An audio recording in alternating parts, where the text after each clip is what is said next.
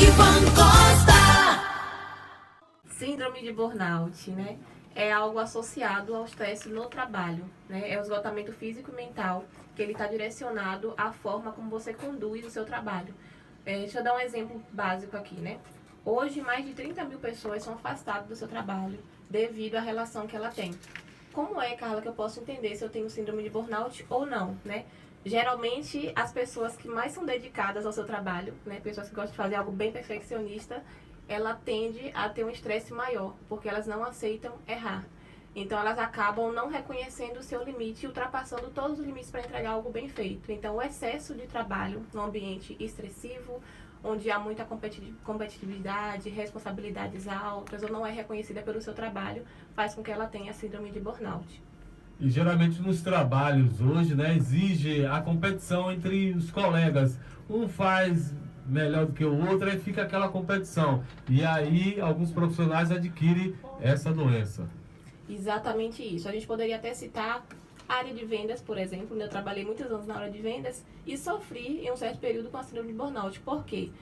O trabalho era excessivo, tinha um cansaço físico e mental, ou seja, a competitividade entre os colegas. Eu queria vender muito, né?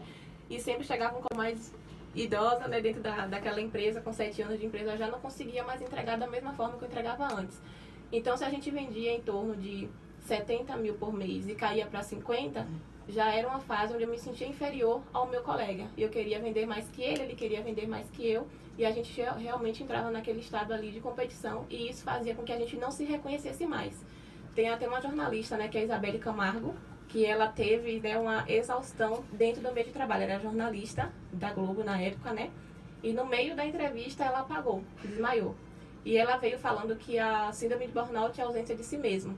Então, muitas vezes a gente esquece que temos uma vida e utilizamos o trabalho como se ele fosse a nossa vida. Ou seja, a gente não consegue gerenciar o nosso estresse. Então, a gente vive só para o trabalho. Não existe mais um lazer. Eu estou em casa pensando no trabalho, estou no WhatsApp fazendo coisas do trabalho. Não tenho nenhum tipo de atividade física, nem relações mais com os amigos. E isso faz com que o meu estresse do trabalho não tenha sido gerenciado. E como é que a pessoa percebe que está com esses sintomas? Pronto, os sintomas geralmente ele está associado a enxaqueca, diarreia, né? Distúrbio intestinal, que a gente chamaria de piriri.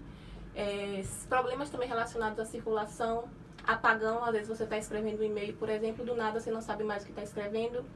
Tontura, ânsias de vômito. Então, são coisas bem associadas também aos sintomas de ansiedade.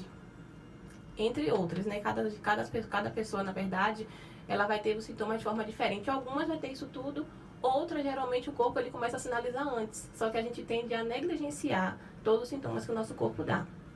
E quando a pessoa está com esses sintomas, tem um tratamento, né?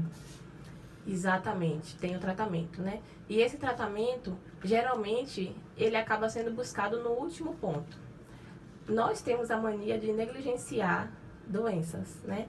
Se eu não tinha dor de cabeça e começo a ter dor de cabeça agora, de imediato eu acabo buscando o quê? Me automedicar. Não procuro um profissional para entender o que é aquilo ali. Então, as pessoas só buscam ajuda quando realmente já estão no ápice do problema. O tratamento ele é feito por psicoterapia, que é com psicólogo, né? E esse diagnóstico é dado por psicólogos ou psiquiatra, porque a gente começa a fazer uma avaliação para realmente identificar se pode ser uma síndrome de burnout ou não. E o tratamento leva um período? Leva um período para a gente poder identificar, né? Geralmente, como o sintoma é bem parecido com ansiedade, ele também pode estar subdiagnosticado. E geralmente, a síndrome de burnout, ela também está ligada a uma depressão, que está associado ao trabalho. Então, a psicoterapia, a gente precisa de pelo menos 3 meses para realmente identificar se é a síndrome de burnout ou não, né? As pessoas tendem, hoje em dia, principalmente, que a gente quer que tudo seja muito rápido, né? Até o áudio do WhatsApp, agora a gente quer escutar o quê? No 2, para ser rápido, para não perder tempo. Então, vão para a psicoterapia, que é que na primeira sessão a gente já diga: o que é que eu tenho, doutora? O que é que eu tenho? E a gente precisa entender que as pessoas não é o diagnóstico que ela tem, né? A psicoterapia é um espaço aberto realmente para escuta qualificada, onde você tem espaço para falar sobre si, se ouvir e se encontrar novamente. Como a Isabela sempre traz, né? Que a síndrome do burnout é a ausência de si mesmo. Então, dentro da psicoterapia, a gente busca trazer essa pessoa para o centro de novo, para o equilíbrio. Então, leva em torno de uns 3 meses, mais ou menos, para realmente identificar. E, geralmente, não é uma coisa que aconteceu de repente. é como um copo realmente de água, né? Que de repente está pingando ali e ninguém se preocupa. Ah, tá só as gotinhas. Mas de repente aquele copo ele realmente transborda. E é quando transborda que as pessoas acabam buscando ajuda. Se as pessoas buscassem ajuda antes, a gente não teria um número tão alto de pessoas acometidas pela síndrome de burnout como temos hoje, principalmente depois da pandemia, que o trabalho ele também saiu somente da esfera do ambiente de trabalho e foi para nossas casas, né? Então hoje os quartos viraram ambiente de trabalho. O WhatsApp, né, que o celular utilizado só no trabalho, hoje a gente utiliza em casa também para questões de trabalho. Então tudo isso faz com que a vida em si da pessoa gire em torno desse trabalho. E quais são os profissionais que adquirem mais essa doença de burnout? Geralmente as pessoas que estão mais em contato com pessoas, né, contato direto com pessoas. Então policiais militares, agentes penais, professores, farmacêuticos, psicólogos, porque são profissões também que exigem muito desse profissional, né? Há uma cobrança excessiva, médicos, enfermeiros, e pelo contato também com aquela pressão de vida e morte, né? Então isso faz com que essas pessoas sintam desse jeito. E indo para um lado contrário também, tem ali algumas profissões, né? Que o pessoal trabalha muito com uma questão manual repetitiva, que exige um cansaço físico também muito grande, e a falta de contato com pessoas também pode levar a esse excesso, né, esgotamento físico e mental, que seria chamado aí de síndrome de burnout. E é descoberto também através de exame laboratorial ou tem um profissional específico que descobre que ele está com essa doença? Uhum. Não existe, né, essa questão do exame laboratorial e geralmente essa análise é feita por meio da avaliação clínica do psicólogo e o psiquiatra. Então, em casos mais severos, sim, a gente vai precisar trabalhar com questão medicamentosa, que é o psiquiatra que trabalha com isso, que é quando as pessoas deixam de cuidar no início e acabam indo lá para o final, que realmente já desenvolveu a TAG, que seria o transtorno de ansiedade generalizada ou até mesmo a depressão. E aí a gente precisa do medicamento para poder ajustar, né, algumas questões de vitaminas que o estresse crônico mesmo já acabou minando no corpo. Quem está com os sintomas no início é mais fácil tratar do que quem já está com nível elevado, não é isso? É importante perceber esses sintomas logo no início. Isso é extremamente importante, né? Tem até uma frase que fala que quem não cuida da saúde vai cuidar da doença. Ou seja, às vezes a gente não tem tempo de ir no médico. Não tenho tempo, estou trabalhando, tenho que cuidar da casa, cuidar das crianças. Mas vai ter tempo se ficar doente. Porque se a gente ficar doente, não tem como trabalhar, não tem como cuidar dos filhos, não tem como cuidar da casa. E vai ter que parar tudo para cuidar realmente da doença, né? Então é extremamente importante buscar ajuda logo no início. Porque talvez, somente com a psicoterapia, a gente já consiga tratar essa pessoa. E o tratamento seria fazer com que essa pessoa consiga ressignificar o seu trabalho. E talvez mudar o ambiente de trabalho e também convocar a empresa para ter um ambiente de trabalho mais saudável, cuidando também daquele funcionário. E quando a gente não cuida do ambiente de trabalho e do funcionário, consequentemente, isso também vai afetar na questão da rentabilidade da empresa também. E os tratamentos são esses aí que a senhora falou? Exatamente isso. Além Além de medicamentos também, né? Isso. Em casos mais severos, vai ter que ter a questão medicamentosa também. Mas a grande maioria, com a psicoterapia, a gente já consegue realmente solucionar.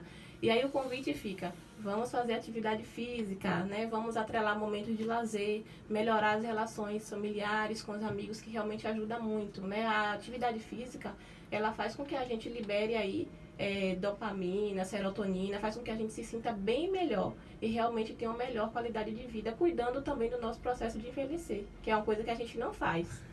A gente só pensa em cuidar do envelhecimento quando eu já estou com 50, 60 e na verdade não. Se tá novinha, né, como a Letícia se cuida agora. Já está se cuidando. Já, ó, tá vendo? Faz já academia. Pensando, tá, vamos seguir o exemplo dela. Antes no nosso bate-papo aqui interno, eu estava lhe falando que teve uma época da minha vida que eu trabalhei em duas áreas, trabalhando domingo a domingo e acordava 5 horas da manhã. Mas importante, como eu fiz naquela época, todas as duas áreas que eu atuava, eu amo, né, fazer, que era o rádio e a outra área de transporte. E agora uma coisa que eu nunca deixei de fazer, como a senhora falou, a importância da atividade física. Eu lembro que eu comecei a fazer atividade física aos meus 24 anos. Hoje eu estou com 44, aí são 20 anos de atividade física. E nunca deixei de fazer. O dia que não der, só como não dá mesmo. Agora meu corpo já acostumou tanto, que no dia que eu não vou fazer, o corpo dói, a cabeça fica pesada, parecendo que eu estou devendo a alguém, como você está com consciência pesada, que fez alguma coisa errada. Meu corpo acostumou. E acostuma mesmo, né? São hábitos que precisam ser criados. Aí tem gente que fala assim, mas eu não gosto de atividade física. Na verdade, a gente vai precisar criar esse hábito, vai ter um momento que o nosso corpo vai pedir, bora, vai, né? O nosso corpo, ele aprende, assim como a gente acaba criando hábitos que não são saudáveis, os hábitos saudáveis também podem ser criados. E é importante a pessoa procurar uma atividade física que se identifique, uma simples caminhada, com academia, natação, né? Tem várias áreas, uma bicicleta. Várias áreas, isso é extremamente importante para não virar uma obrigação, né? Não ser uma coisa chata. Eu, por exemplo, não gosto de academia, não vou mentir para vocês. Então eu busco outras coisas, né? Yoga, caminhada, 20 minutos de caminhada por dia já ajuda bastante a aliviar o estresse, porque a nossa rotina é sim estressante. Por mais que a gente faça o que a gente ame, chega um certo momento que a gente se sente esgotado. Então é necessário ter algum lugar, eu costumo chamar de válvula de escape, né? Para realmente poder aliviar aquele estresse ali, senão a gente desconta às vezes em pessoas que não tem nada a ver e até mesmo afeta a nossa saúde. E uma das características também que você tinha perguntado mais cedo é como avaliar, né? A síndrome de burnout, ela afeta questões emocionais, né? Cognitivas e fisiológicas. Então, quando a gente vem aqui para a questão fisiológica, seria dor de cabeça, distúrbio do sono, distúrbio intestinal, apagão, falta de energia. Quando a gente vem aqui para uma questão emocional, irritabilidade, dificuldade de concentração, dificuldade na eficácia, na autoeficácia, não ver graça mais nas coisas. Então, às vezes, eu gostava de sair com meus amigos, não quero mais. Né? Eu gostava de fazer uma coisa com meus familiares, já não quero mais. Tem uma questão muito voltada aí para o isolamento, né? E a questão também emocionais e comportamentais, a diminuição dessa questão das atividades sociais, você acaba ficando mais tempo em casa. Abandono do trabalho por uma questão de falta. Então, são pessoas que às vezes têm um número de absenteísmo também muito grande dentro da empresa justamente por causa disso. As pessoas não têm mais o desejo de ir para o trabalho. E nem sempre significa que é porque ela não gosta da área que ela trabalha ali. Mas o ambiente de trabalho para ela, né, traz uma sensação de angústia muito grande. Né? Atualmente, eu ainda tenho uma pessoa que está justamente nesse período. E aí, geralmente, ele relata, eu não consigo. Todas as vezes que eu estou no meu local de trabalho, eu começo a tremer, meu coração começa a palpitar e eu tenho crise de choros muito intensa. E a gente precisa começar a ressignificar aquele ambiente. E em casos mais graves, onde a pessoa realmente não consegue mais estar naquele local de trabalho, o ideal é pedir o afastamento, sim. Que é pensando justamente na questão de qualidade de vida e saúde e buscar o que se encontre novamente. Porque não adianta a gente continuar em um local, porque existe muito também o medo, né, de ficar desempregado, de não conseguir mais emprego. A gente entende que o poder aquisitivo para a gente acaba sendo muito importante, mas ainda assim é necessário buscar um ambiente de trabalho saudável. Então, fico alerta, né, para que as empresas cuidem mais dos seus funcionários, que a gente também consiga colocar limite, né, no que eu posso fazer, no que eu não posso fazer, porque às vezes as pessoas acabam querendo que o outro enxergue que eu estou cansada. Ah, não, ele tá vendo que eu tô cansada, que eu tô exausta, que eu tô fazendo algo que não é, né, dentro da minha profissão e tudo mais, do que eu fui contratado. Mas, na verdade, pro outro, é bom, né? Pra gente, acaba sendo cômodo ter alguém que faz tudo ali. Então, é a gente que tem que começar a colocar limites e delegar tarefas. A minha função é essa e o meu colega precisa fazer isso aqui. É começar a delegar tarefas e colocar as mãos realmente onde o braço da gente alcança. Nossa sala de visita, estamos recebendo aqui a psicóloga Carla Daniele, que está batendo papo conosco. O oferecimento, na hora de você abastecer o seu veículo, vai direto a... Ivan Costa! Eu vejo muita gente falando, doutora, tá com aquela ansiedade e tudo, aí eu vejo muita pessoa falar assim, eu vou tomar uma para poder relaxar, tô muito ansioso. A bebida alcoólica, ela piora o quadro, não é isso? Exatamente isso. A bebida alcoólica, ela pode sim, né, piorar o quadro. Primeiro que se for algo utilizado na dose certa para o lazer, não tem problema algum. Só que o problema é que muitas pessoas acabam exacerbando isso aí. Então, tanto na ansiedade como na síndrome de burnout, quando você não tem um outro meio para aliviar o seu estresse, você vai consumir muito mais álcool, drogas e outras coisas. E isso pode trazer outros problemas para você também. Então, se você consumia, né, bebia só um copinho de cerveja no final de semana, uma vez ou outra, e você percebe que está tomando todos os dias, né, e ultrapassando os limites, é um sinal já de alerta. Eu preciso realmente me cuidar, porque eu posso sair de algo para o lazer e ir para um vício. O que acontece aí, né? O problema não foi resolvido. A gente precisa aprender a Isso. resolver o nosso problema. Tem pessoas mesmo que não gostam de conversar sobre o problema. Ah, não, vou me calar e depois eu deixo pra lá. O problema ele vai aumentar, né? Relações saudáveis exigem conversas difíceis. Então, sim, a gente vai precisar entender qual é o nosso problema e resolver esse problema aí. Para que esse problema que era algo pequeno agora, que você poderia ser resolvido mais rápido, né? Se torne uma bola de neve. Eu também não bebo e consigo me divertir, né? E a gente tem consciência do que está fazendo. Mas não recrimino quem bebe. Mas, na verdade, a gente precisa sempre aprender a ter um limite, ter cuidado com os excessos, né? A ansiedade, tem até uma frase que eu gosto bastante, que é justamente da doutora, né? Da Ana Beatriz Barbosa, ela é psiquiatra, e ela fala das mentes ansiosas, fala muito da síndrome do burnout. E ela citou 3 pontos, né? Sobre ansiedade, depressão e o estresse. Aí ela relata que a ansiedade é o excesso de futuro, o estresse é o excesso do presente e a depressão é o excesso de passado. Então a gente precisa cuidar dos nossos excessos para ter uma vida realmente mais saudável. Doutora, o papo tá agradável, né? Mas o tempo corre, né, rapaz? Alguma pergunta? Uma pergunta minha agora. Lá no consultório da senhora, qual é o tema que mais chega lá sobre ansiedade? É a parte financeira, né? Isso que eu vejo muito hoje, que as pessoas são muito ansiosas pela parte financeira, não está com as finanças em dia, está passando um pouco de dificuldade, ou até muita dificuldade. O financeiro hoje na vida do ser humano acaba ocorrendo muita ansiedade, não é isso? Pergunta muito boa. O financeiro, ele realmente nos atinge, né, de uma forma muito intensa, porque interfere mesmo na nossa qualidade de vida. Exatamente por isso existem esses excessos aí dentro do ambiente de trabalho. Hoje, né, as pessoas que eu mais recebo dentro do meu consultório, a maior demanda hoje, sim, está voltada para a ansiedade. Também de pessoas jovens, né, de jovens ali entre 20 a 25 anos, porque existe uma cobrança muito grande do que essa pessoa vai ser no futuro. E a gente precisa entender que já nascemos sendo alguém, né? E as pessoas têm a mania de perguntar isso: o que é que você quer ser quando crescer? Né? Já somos alguém. Então, na verdade, as outras coisas vão sendo atreladas ao longo do tempo. A gente esquece muito de que é importante ser do que o ter. As pessoas acreditam que ter uma casa, ter um carro, isso faz parte, né, do ser. Você é isso aqui. Não, não somos isso aí. E cada um vai ter um tempo, na verdade, para adquirir as suas coisas, né? Não significa que eu, vamos supor, casei com 40, não significa que a minha vida também não foi bem sucedida em outras áreas. A gente precisa entender que cada um tem o seu ritmo. Alguns conseguiram concluir, né, o ensino médio com 18, 8 com 20, e tá tudo bem, né? É o tempo que cada um vai tendo para se organizar. Então é muito importante que a gente consiga saber qual é o nosso propósito de vida, parar de se comparar com os outros e começar também a ser grato pelo que temos agora, né? E entender que o futuro, ele é cuidado hoje. A gente não precisa realmente viver o presente agora já pensando no futuro, senão a gente simplesmente não vive. A gente acaba só sobrevivendo. E a nossa função é viver, né? Viver bem, com qualidade. Ninguém quer passar por essa vida só para estar sobrevivendo. A gente não merece isso. Então, por favor, né, o recadinho, a dica do dia é: cuidem de vocês, cuidem da saúde mental de vocês, da saúde física de vocês, e vão parar, né, de se comparar realmente com os outros e buscar ter uma melhor qualidade de vida. Ok.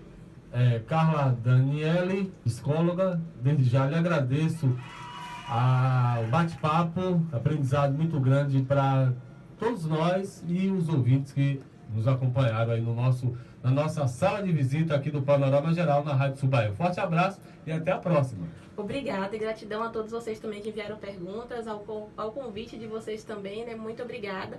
E caso queiram me encontrar, é só me seguir no Instagram, né? @carladaniele.pc, ou também na Clínica Nutrimente, que fica situada ali na Avenida Getúlio Vargas, no edifício Ícone Tower, tá bom? Gratidão, muito obrigada. Ivan Costa.